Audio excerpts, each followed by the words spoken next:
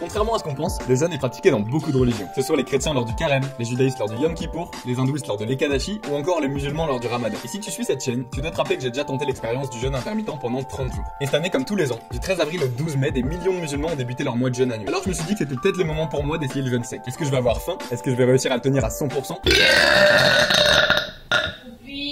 Je me sens pas bien. Est-ce que je vais maigrir? Est-ce qu'à l'inverse, je vais tellement compenser le soir que je vais grossir? Plein de questions dont j'ai pas encore la réponse, mais je vous emmène avec moi dans cette vidéo. Pour cette expérience, je vais pas compter mes calories, mais je vais simplement manger et boire à ma faim avant le crépuscule et après le coucher du soleil. 2, je vais essayer de ne rien changer à mon mode de vie normal. 3, je vais me poser tous les matins à jeun après avoir déposé les gosses à la piscine sur la même balance et avec le même short. Comme ça, pas de faim de possible. Let's go! Du Ramadan. Et voilà à quoi ressemblent les courses de cette petite semaine de jeûne. Les féculents que je vais grailler, donc riz, patates principalement, un peu de lait anti-bio, du lait demi-écrémé, un peu de jus de fruits et encore du lait, petite crème glacée pour s'envoyer un peu d'écale mais sans trop abuser, légumes, fruits, miel, protéines, du coup il y a du skyr, il y a des abats, même si je déteste ça, c'est super nutritif et pendant cette phase ça va bien m'aider, de la viande bio, des œufs bio, avant on a encore un petit peu de légumes, des dattes pour casser le jeûne et voilà. Dernier repas avant le Ramadan. Il est approximativement minuit, c'est l'heure d'aller se coucher. Mais quelque chose me dit qu'il faut vraiment que je boive. Ce que je propose, c'est de s'enfiler 1 litre de lait. Je t'expliquerai demain pourquoi je vais boire beaucoup de lait, beaucoup de jus de fruits, beaucoup de café et pas beaucoup d'eau. Demain, juste avant le lever du soleil, je vais me lever pour boire. Écoute. Jeudi 6 mai, il est 1h du mat et mon petit doigt me dit que pour ce premier jour de jeûne de toute ma vie, il serait cool que je me mette des trucs dans le ventre. Donc ce que je propose, c'est de boire beaucoup sa mère maintenant. J'ai pas trop faim, mais par contre j'ai soif. Et vraiment j'ai aucune idée de comment ça va se passer. J'aime bien les challenges et tout, hein, mais pour un mec qui mange 6 fois par jour, passe son temps à boire du café, des jus de fruits et du lait et tout, ça risque d'être compliqué. Et en fait, je veux bien encore un peu. Je sens que mon corps il fait tremblant de ouf, j'ai envie de tout manger mais j'ai plus faim. Hey yo, what's up?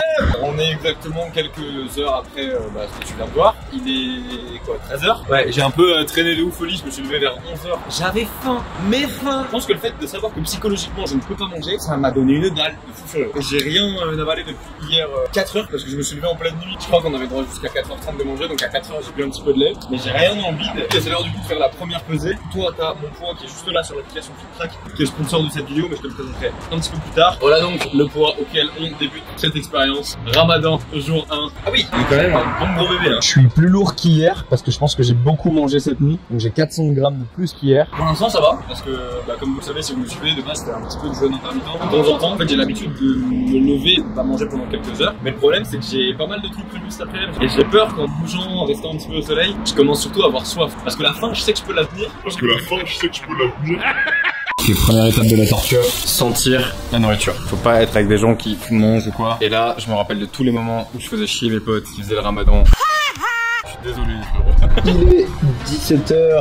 Je viens de me mettre 2 heures de VR et j'ai encore 3 heures à attendre avant de pouvoir manger. Et tu sais que j'ai peur de tomber alors que je suis allongé dans mon lit. En vrai, je pense qu'heureusement que je me suis quand même pas mal envoyé de lait à 4h du mat. Parce que sinon ça aurait pu être très compliqué, mais je m'attendais vraiment à ce que ce soit pire. Là pour l'instant c'est pas dur. Bon, j'ai envie de manger mais pas possible. Donc je vais rester occupé, je vais bosser un peu. J'ai même pas soif. Moi qui pensais vraiment que ça allait être la soif qui allait me prendre plus que la faim. Pour l'instant tout va bien. Ça va bientôt être l'heure de manger. J'ai des fruits à côté de moi depuis tout à l'heure. J'ai trop envie d'en péter un. Là ça commence vraiment à se faire ressentir. Là mon cerveau il tourne pas comme d'habitude. Je sais parce que dans les mensonges du fitness on en parle. Ton cerveau il consomme environ 125 grammes de sucre par jour au minimum. Et donc il faut 125 grammes de sucre pour que ton cerveau tourne bien. Mais là le problème c'est que j'ai rien mangé. Je sens que mon cerveau il réfléchit. C'est plus dur pour lui de réfléchir. J'ai essayé de me mettre un peu de corde à sauter pour finir le practice sur la corde. Mais c'était sûr en fait. Toutes mes douleurs qui repopent, les tibias et tout donc j'ai hâte, je sais pas, il reste pas 1 heure. Hâte que ça passe et que je puisse me péter vite parce que c'est vraiment dur. Par contre, bizarrement, j'ai pas trop. Je crois que là, je suis vraiment en train de. Je tourne beaucoup moins vite dans mon crâne. Genre, j'ai eu une baisse de tension. Genre, je me suis posé dans le lit, j'étais en mode. Plus que 45 minutes. Même Bieber, il mange dans son reportage. Oh, mon précieux, tu m'avais tant manqué. Ok, on va être smart. On va casser le jeûne avec ce que j'estime être le truc le plus intéressant. Donc déjà, je crois que traditionnellement, ça se fait avec les dattes et le lait. Et moi, je vais rajouter des fruits. Donc ici, on a une barquette de fraises. On va se faire du miel. Et ensuite, on va se péter un vrai repas de fraises. Oh, j'ai si faim. Parce que la faim, je sais que je peux la tenir. J'avais un peu oublié ce que ça faisait entre guillemets.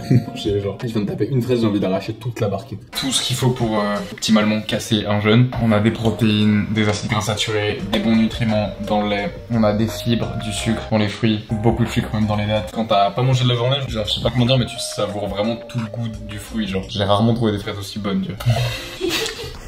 On pense souvent que c'est l'eau qui t'hydrate, mais ça c'est une grosse connerie. On a un chapitre complet dédié dans les mensonges du fitness sur ça. C'est les minéraux qu'il y a dans l'eau qui t'hydratent principalement. C'est pour ça que la plupart des gens, enfin moi de base je bois quasiment pas d'eau, mais par contre je bois beaucoup de lait, beaucoup de jus de fruits, tout simplement parce que le lait c'est de l'eau qui a été filtrée par la vache. Le jus de fruits, par exemple le jus de pomme, bah, c'est de l'eau qui a été filtrée par l'arbre qui du coup a mis de l'eau dans son fruit que toi après t'as pressé pour en faire du jus. Donc en plus d'avoir que de l'eau, pour le jus de fruits bah t'as de l'eau, du glucose et plein d'autres vitamines. Et dans le lait, la vache elle a quand même 4 estomacs qui filtrent du coup l'eau qu'elle boit et tout ce qu'elle mange pour en faire du lait. En plus d'avoir de l'eau, t'as du calcium, t'as des protéines, t'as des acides gras saturés, t'as plein de nutriments, plein de minéraux, plein d'ions pour t'hydrater directement. C'est ce qui fait que je bois quasiment pas d'eau dans mes journées et donc c'est ce qui fait que j'ai pas eu trop soif dans cette journée. Pour les curieux, je viens de vous glisser un lien dans la description de la vidéo pour obtenir gratuitement les 3 chapitres dont je parle dans cette vidéo. C'est Bibi qui offre.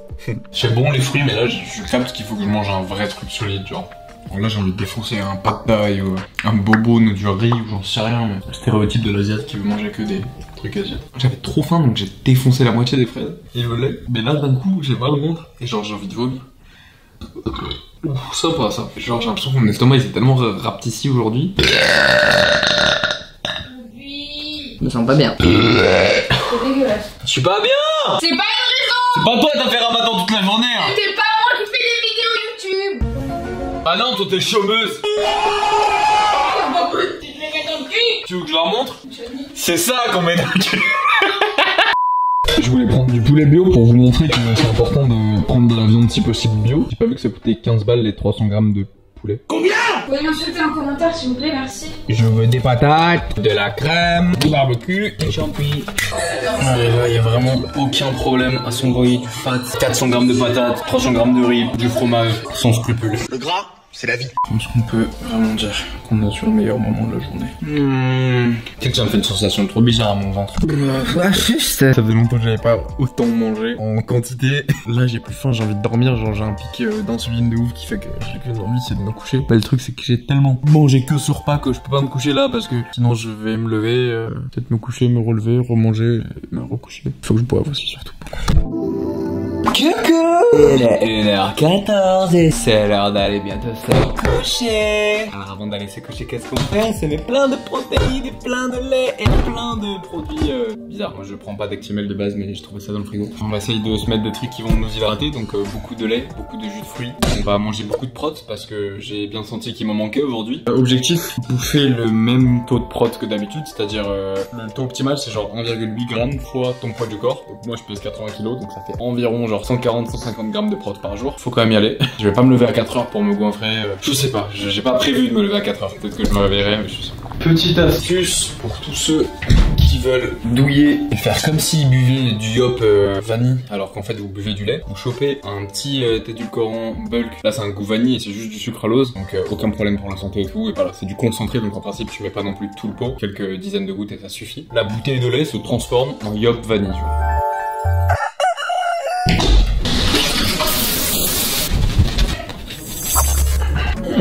Ok, voilà, il s'est fait de ne pas manger sur un jour. Je m'attendais pas à perdre 1,3 kg quand même. C'est sûrement toute la bouffe et toute la rétention d'eau que j'ai pas eu hier du coup. Je fais ça encore 3 jours et je fais 78 kg. Je pense qu'au niveau des tours de taille là je suis plus fin. Il est 15h14, ça va relativement bien, je suis juste très faim. J'ai mon frérot qui m'a proposé un training donc j'ai pas trop pu refuser même si je sais pas si c'est une très bonne idée. J'ai un peu les lèvres desséchées, on va y aller mollo, mais j'ai envie de voir si le manque d'eau ou de bouffe va faire que je vais moins performer sur les barres. Et je pense clairement que oui, mais voilà, on part avec des a priori, je vais donner mon max. Soon after. Ça se voit que c'est la tête du mec qui a fait une bêtise ou pas? Ouais.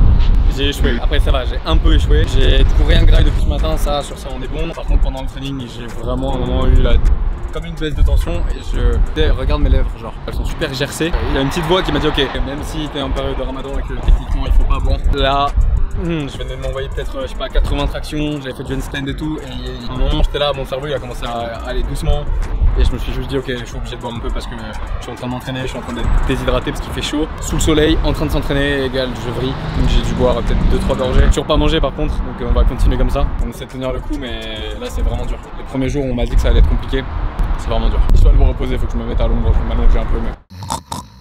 Ah, 22h11, j'en peux plus. J'ai vu un petit peu hors caméra, mais surtout là, on est sur la phase la plus intéressante de cette journée. Je propose un bon bobo de mes familles pour combler ce petit ventre qui a déjà perdu 1,5 kg depuis hier. Ok, pour tous les Niçois, je vous glisse l'adresse des meilleurs bobounes de Nice. Appelez-les de ma part. C'est insane. Waouh, vraiment c'est le meilleur moment de ma journée. Vraiment. Genre t'apprécies tellement plus la nourriture. Yo, 1h du mat et je viens de défoncer presque 2 litres de jus de pomme moi tout seul. Et toute la soirée de la journée, tout ce que j'ai pas bu qui se matérialise là. Les gars qui font ça tous les ans, va être quand même très très chaud. Et bon, troisième jour de ramadan. Ok, la seule différence c'est que je suis pas allé déposer mon pote à la piscine ce matin sur la balance. Et j'ai quand même bien mangé hier soir. Enfin, je suis éclaté ça. 1,9 kg. On est encore plus lourd qu'au début de l'expérience. Tout va bien. Là, j'ai défoncé des bobounes. J'ai bu 2 litres de jus de pomme, j'ai bu 1 litre de lait. Ça fait ça. Ça y est, j'ai déjà faim. Plus je vais dans l'eau aujourd'hui, quand on est allé au surf. C'est une galère. Oh putain, le star dégueu. Ce qui se passe quand Bibi mange de la merde. Hey yo! Je me rends compte au montage que je vous ai pas expliqué ce jour numéro 3 en version super simple, tu peux l'imaginer. J'ai passé 4 heures sur le surf électrique en plein soleil et j'ai juste pas réussi à ne pas boire, tout simplement. Comme hier en fait. J'ai réussi à pas boire quand je suis à la maison toute la journée, tout va bien. Par contre, dès que je sors et que je fais une activité physique, là c'était juste insoutenable et je pense que si j'avais pas bu, j'aurais vraiment pu faire un malaise sur le surf à 300 mètres de la plage et c'était peut-être pas le meilleur des moves. Échec pour ce 3e jour, mais je reste honnête avec vous. On fera mieux demain.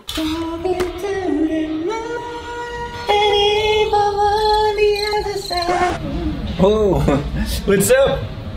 Ça fait longtemps ça, étant donné que je travaille soit couché, soit assis, bah des fois il y a des moments où j'aime bien être entre les deux et j'appelle ça la position d'accouchement. Et en vrai de vrai, je suis grave productif comme ça. C'est pas le sujet de la vidéo en fait. Oh, cet angle qui fait genre j'ai des gros bras. Oui, ce que je voulais dire c'est que tu peux pas progresser dans un domaine que t'es pas capable de mesurer. Sans venir le placement de produit là ou pas? Bah c'est important que t'aies des indicateurs sur lesquels tu puisses te baser pour savoir si t'avances dans la bonne direction. Tout simplement. Et quand on cherche à prendre du muscle ou perdre du gras, je dirais que les 3 facteurs les plus importants c'est le point numéro 1, donc le plus important à mon sens, ce serait tout simplement ton apport calorique journalier. Donc toutes les calories que tu bouffes sur une journée. Qui est du coup corrélé au point numéro 2, l'évolution de ton poids à la hausse ou à la baisse sur la balance. Et point numéro 3, les mensurations. Les hommes mentent, mais pas les chiffres. Putain, j'ai perdu des bras. Ok, soit j'ai perdu des bras, soit c'est un mec rupant de merde.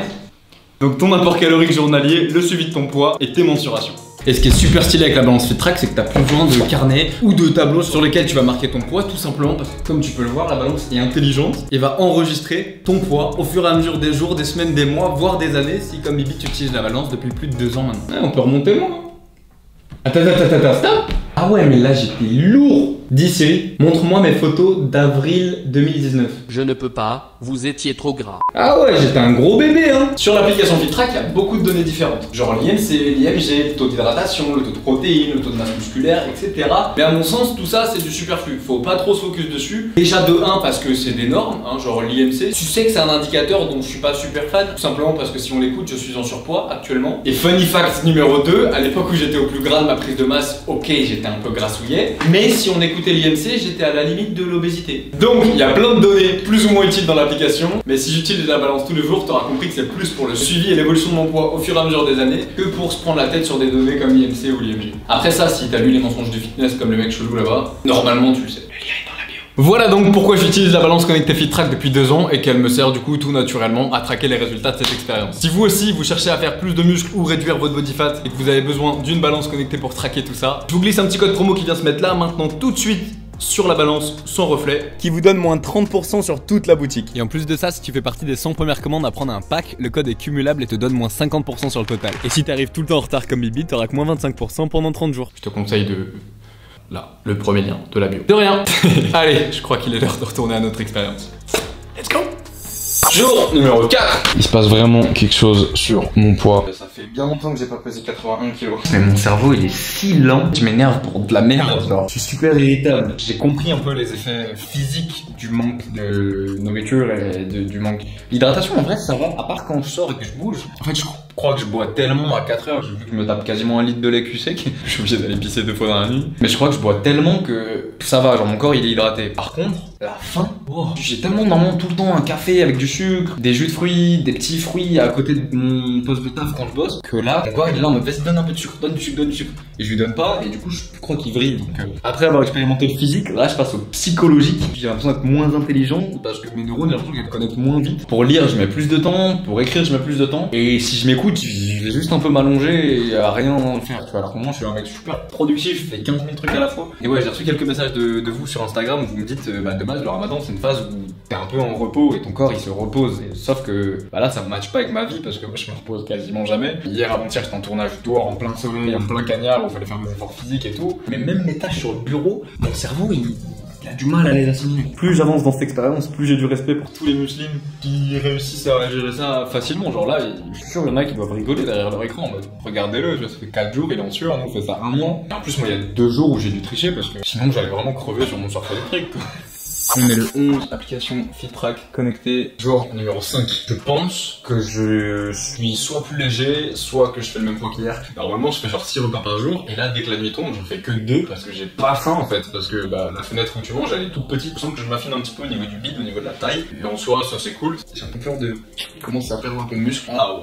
80 points. Ça fait vraiment très longtemps que j'ai pas vu 80 kilos sur cette balance. Bah, de toute façon c'est simple, regardez. On va essayer de retrouver le moment où je faisais 80 kilos ici, le 12 août dernier. J'étais descendu en dessous de 80 kilos en novembre dernier, mais c'est tout. J'ai jamais été en dessous de 81 kilos à la moyenne à la semaine. Voilà, tous ceux qui pensent que les youtubeurs fake leur expérience, bah je pourrais couper la caméra et aller me goinfrer de donuts, mais je pense que la balance elle afficherait pas ça. Allez, hein, plus que 2 jours. Ramadan, jour numéro 6, plus de 24 heures avant la fin de cette expérience. Les gars, j'ai vraiment l'impression que ça fait des semaines que je fais cette expérience, étant donné que ça prend beaucoup plus de temps que ce que toi tu vois dans ce montage. Alors dis-toi bien que moi je passe toute la journée sans boire et sans manger, alors qu'en fait ça fait que 6 jours. J'ai pas vu mon poids, toi tu l'as vu là. J'ai l'impression d'être plus léger qu'hier, et ce n'est pas qu'une impression, on pèse du coup 80.8 sur ce 6e jour de Ramadan. C'est insane. Ça me fait penser à toutes les personnes qui pensent qu'en mangeant tard le soir, on risque de stocker plus de graisse. Avec cette expérience, vous captez que, enfin, du moins sur mon corps, pas du tout. Et ça me fait plaisir parce qu'on en parlait dans mon livre Les mensonges du fitness. Du coup là vous avez la preuve concrète aux études scientifiques qu'on mettait en avant dans le livre. C'est ouf parce que regarde du coup, si on se fait un petit récap de ce qui s'est passé, donc le 10 avril je passe 82,3, là j'étais chez moi à Lyon, 82,5, ok tu vois que 2 semaines plus tard je suis toujours à 82,5, donc globalement mon poids a pas trop évolué, et là 82,5, 82,7,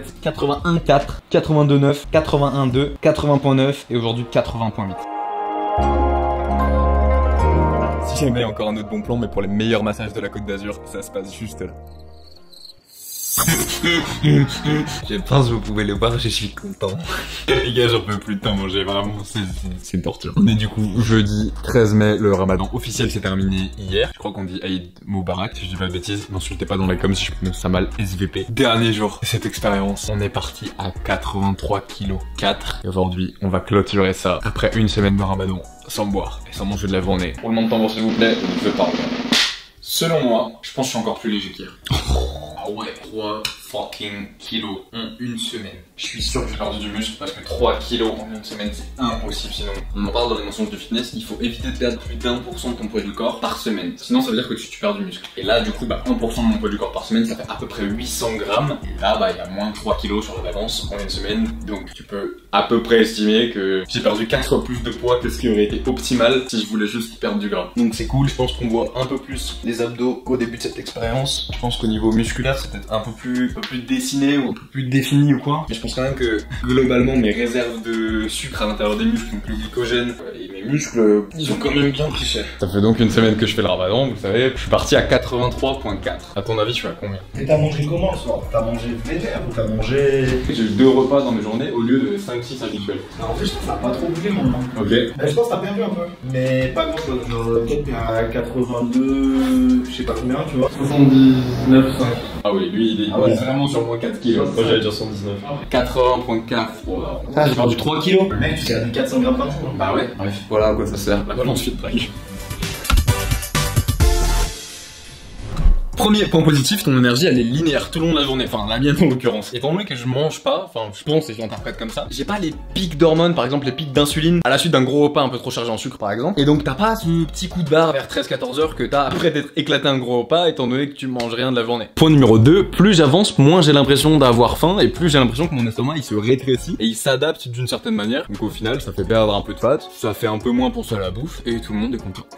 Troisième point, je sais pas si c'est psychologique ou s'il y a des vrais effets physiologiques, mais étant donné que tes papilles gustatives elles sont off toute la journée, à chaque fois que c'était l'heure du retour et que je remangeais, j'avais l'impression que les aliments ils étaient plus goûtus. Trop moche ce mot, goûtus. Plus de saveur.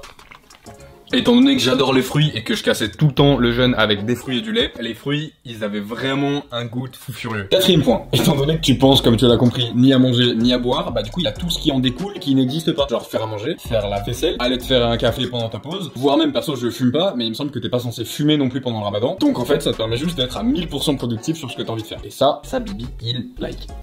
Et dernier point positif, ça m'a grave aidé à me recentrer sur les vrais besoins de mon corps. Genre maintenant, je sais que c'est pas parce que j'ai un peu soif ou un peu faim que je vais tout de suite faire une crise d'hypoglycémie parce que je mange pas un peu ou que je vais tout de suite être déshydraté parce que pendant mon training je bois pas une petite gorgée. Et en fait, ça te recentre vraiment sur ton corps et sur tes réels besoins. Et moi en l'occurrence, ça m'a vraiment appris les limites en fait de mon corps. Donc là, je sais que je peux passer une journée sans boire, sans manger. Je vais un peu tituber à la fin, je vais pas crever et je peux tenir. Tu vois. Voilà pour les points positifs. On passe aux négatifs. Premier point négatif, après ton premier repas, en principe, t'es éclaté au sol. Et ça, du coup, je l'explique aussi avec le pic d'insuline que t'as pas eu toute la journée. Donc, si t'attaques un repas normal qui est pas un peu intelligemment construit, genre un gros plat de riz avec un peu de protéines et un peu de légumes, 90% du temps, chez Bibi, ça faisait qu'après, j'avais juste envie d'aller dormir et c'était incontrôlable. D'un côté, c'est une bonne strat parce que si tu vas aller te coucher tôt, tu te fais un big repas et tu peux être certain qu'il va te casser en deux, que tu vas juste avoir envie d'aller te coucher. De l'autre, s'il faut que tu sois productif après ton premier repas, ça risque d'être la merde. Deuxième point négatif, je pense que tu perds facilement du muscle pendant cette phase de jeûne, étant donné qu'au lieu d'avoir des protéines tout le long de la journée et donc de pouvoir bien les assimiler à chaque repas, tu les as seulement sur une toute petite fenêtre. Et techniquement, de ce que je sais du jeûne, vu que tu donnes pas suffisamment de protéines dans l'alimentation à ton corps, il est plus susceptible de puiser dans tes propres protéines musculaires à toi pour chercher ce dont il a besoin. Donc c'est pas une surprise, mais c'est quand même un gros point négatif que de perdre du muscle. Pour tous ceux et toutes celles qui s'entraînent dur pour en faire un petit peu, vous savez que ça fait toujours chier de le voir partir. Troisième point négatif, si t'as envie de faire des trucs qui demandent un tout petit peu d'énergie, genre des trainings, mais encore plus en plein soleil, ou des randonnées, ou un peu de sport, ou n'importe quoi de physique, t'es quand même plus susceptible d'avoir moins d'énergie dans ta journée. Dernier point négatif, j'étais quand même pas mal déshydraté tout le long de l'expérience, contrairement à ce que ma tête elle me disait, je l'ai vu sur mon corps. Ma peau elle était grave moins élastique, grave moins souple et grave moins hydratée en fait, tout simplement. En plus des lèvres que t'as vu 2-3 jours qui étaient super gercées, ça m'est jamais arrivé d'avoir les lèvres comme ça en plein mois de mai, tu vois. À la limite ça arrive en plein hiver quand il fait super froid, mais pas dans ces conditions-là. Globalement, je pense qu'on a fait le tour sur les points positifs et négatifs de l'expérience, mais en vrai ça a été grave enrichissant, ça m'a beaucoup appris sur moi-même. Et ça c'est le plus gros point positif de toute cette expérience. Je sais pas si j'ai le droit de vous conseiller d'expérimenter ça ou quoi, parce que là on est sur des conseils un peu médicaux. Voilà, là je vous donne juste mon point de vue en tant que coach et youtubeur. Je suis parti avec beaucoup d'a priori sur le jeûne, mais je suis vraiment content d'avoir fait cette expérience. Enfin, si vous avez kiffé cette vidéo, vous savez comment ça se passe. Je vous laisse éclater la barre des pouces bleus. N'hésitez pas si vous avez une autre idée d'expérience ou de practice que vous aimeriez me voir faire sur cette chaîne. Et nous on se retrouve dimanche pro 20h pour une nouvelle vidéo.